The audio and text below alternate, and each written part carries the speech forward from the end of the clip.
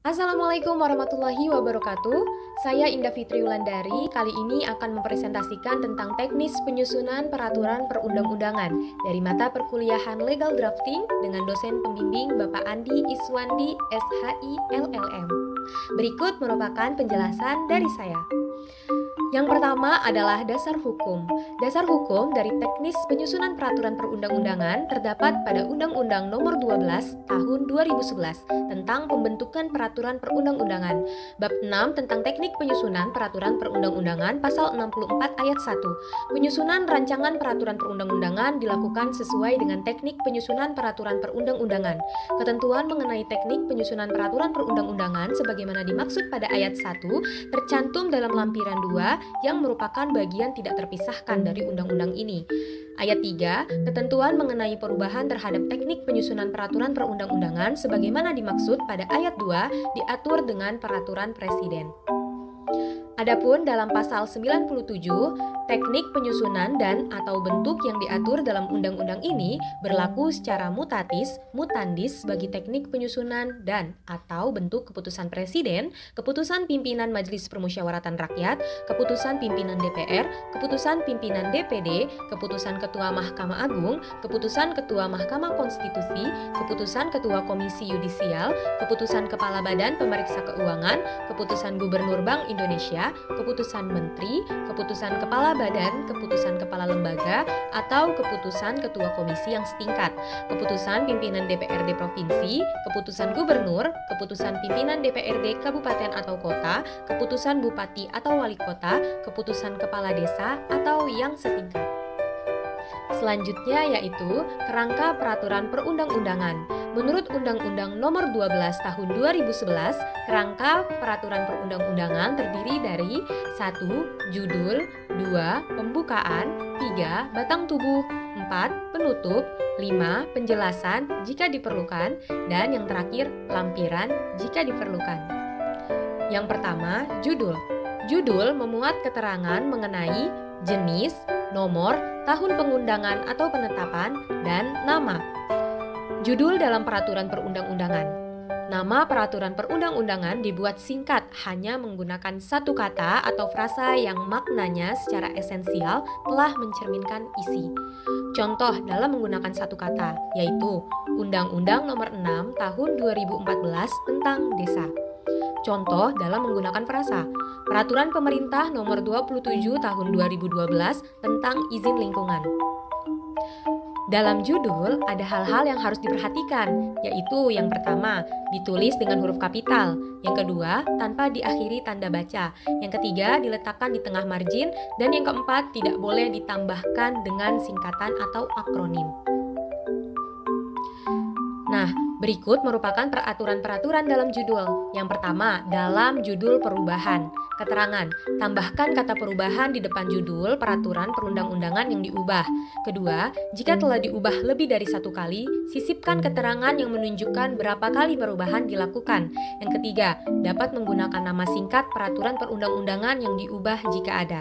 Contohnya, Peraturan Pemerintah Republik Indonesia Nomor 43 Tahun 2013 tentang perubahan kedua atas Peraturan Pemerintah Nomor 15 Tahun 2005 tentang jalan tol. Yang kedua, judul pada pencabutan. Tambahkan kata pencabutan di depan judul peraturan perundang-undangan yang dicabut.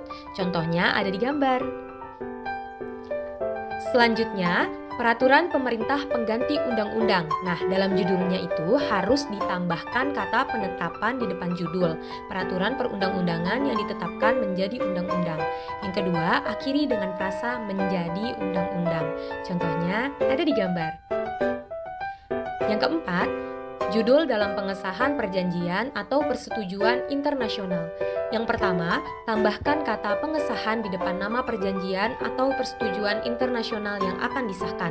Yang kedua, jika bahasa Indonesia digunakan sebagai salah satu teks resmi, tulis dalam bahasa Indonesia diikuti oleh bahasa asing dari teks resmi.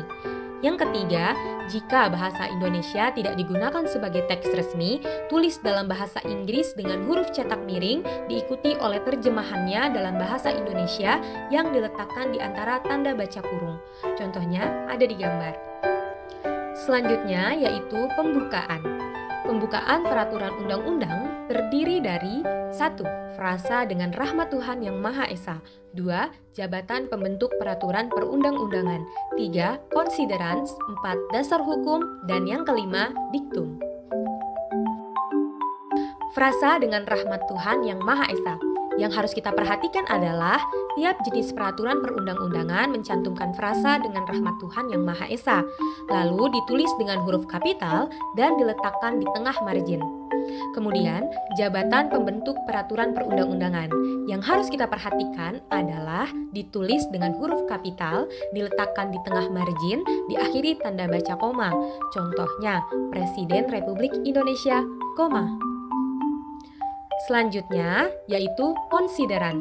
Dalam konsideran, diawali dengan kata menimbang, memuat uraian singkat pokok pikiran yang menjadi pertimbangan dan alasan pembentukannya. Tiap pokok pikiran diawali dengan huruf abjad. Pokok pikiran dirumuskan dalam satu kalimat yang diawali kata bahwa, diakhiri dengan tanda baca titik koma.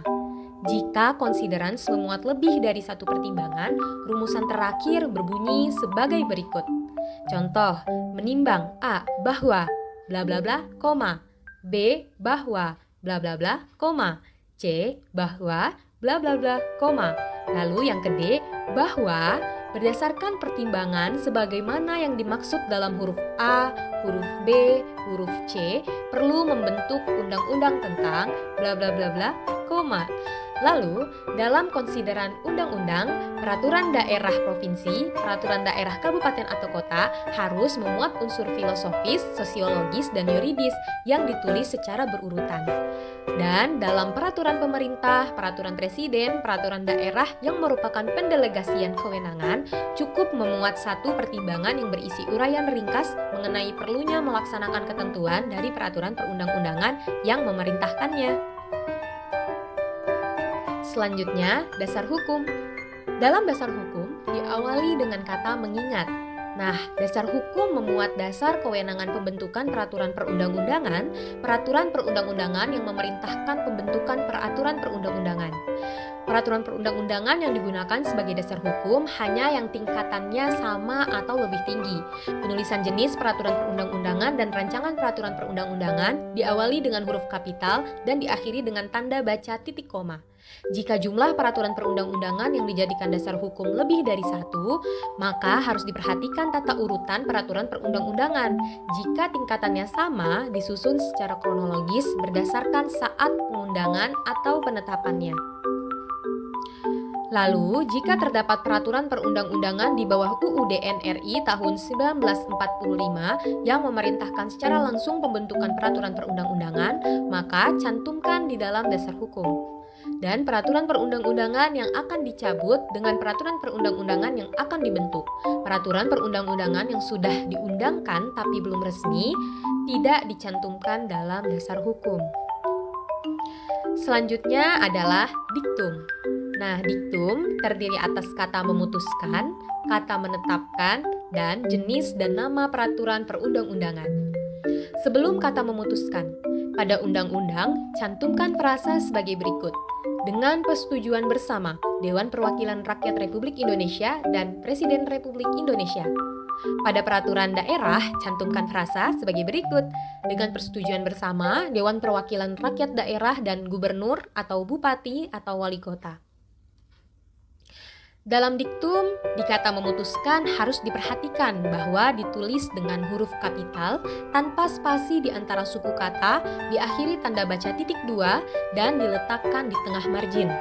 Lalu dalam kata menetapkan harus dicantumkan setelah kata memutuskan, disejajarkan dengan kata menimbang dan mengingat, ditulis dengan huruf awal kapital seperti menetapkan, M-nya huruf kapital, lalu diakhiri dengan tanda baca titik 2. Jenis dan nama yang tercantum pada judul peraturan perundang-undangan dicantumkan lagi setelah kata menetapkan tanpa frasa Republik Indonesia dan ditulis dengan huruf kapital diakhiri tanda baca titik. Contohnya sebagai berikut. Selanjutnya yaitu batang tubuh. Dalam batang tubuh memuat semua substansi peraturan yang dirumuskan dalam pasal-pasal. Pengelompokan substansinya sebagai berikut. A. Ketentuan umum, B. Materi pokok yang diatur, C. Ketentuan pidana jika diperlukan, D. Ketentuan peralihan jika diperlukan, E. Ketentuan penutup. A. Dalam ketentuan umum berisi batasan pengertian atau definisi, singkatan atau akronim, hal-hal lain yang bersifat umum yang berlaku bagi pasal-pasal berikutnya, atau ketentuan mencerminkan asas, maksud, dan tujuan tanpa dirumuskan tersendiri dalam pasal atau bab. C. B. Materi pokok yang diatur. Ditempatkan langsung setelah bab ketentuan umum. Jika tidak ada bab, diletakkan setelah pasal atau setelah beberapa pasal ketentuan umum. C. Ketentuan pidana jika diperlukan. Ketentuan pidana memuat rumusan yang menyatakan penjatuhan pidana atas pelanggaran terhadap ketentuan yang berisi norma, larangan, atau norma perintah.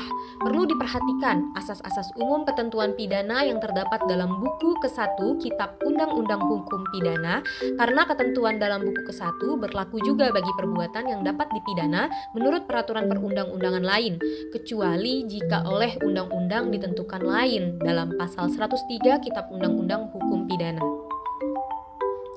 D. Ketentuan peralihan jika diperlukan. Ketentuan peralihan memuat penyesuaian pengaturan tindakan hukum atau hubungan hukum yang sudah ada berdasarkan peraturan perundang-undangan yang lama terhadap peraturan perundang-undangan yang baru, yang bertujuan untuk menghindari terjadinya kekosongan hukum, menjamin kepastian hukum, memberikan perlindungan hukum bagi pihak yang terkena dampak perubahan ketentuan peraturan perundang-undangan, dan mengatur hal-hal yang bersifat transisional atau bersifat sementara. E. Ketentuan penutup.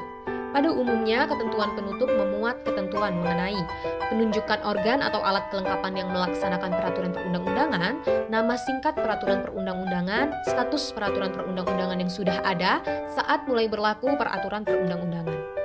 Selanjutnya yaitu penutup. Penutup merupakan bagian akhir dari peraturan perundang-undangan yang memuat rumusan perintah pengundangan dan penempatan peraturan perundang-undangan dalam lembaga negara Republik Indonesia, berita negara Republik Indonesia, lembaran daerah provinsi, lembaran daerah kabupaten atau kota, berita daerah provinsi atau berita daerah kabupaten atau kota. Penandatanganan pengesahan atau penetapan peraturan perundang-undangan, pengundangan atau penetapan peraturan pengundangan atau penetapan peraturan perundang-undangan, dan akhir dari bagian penutup.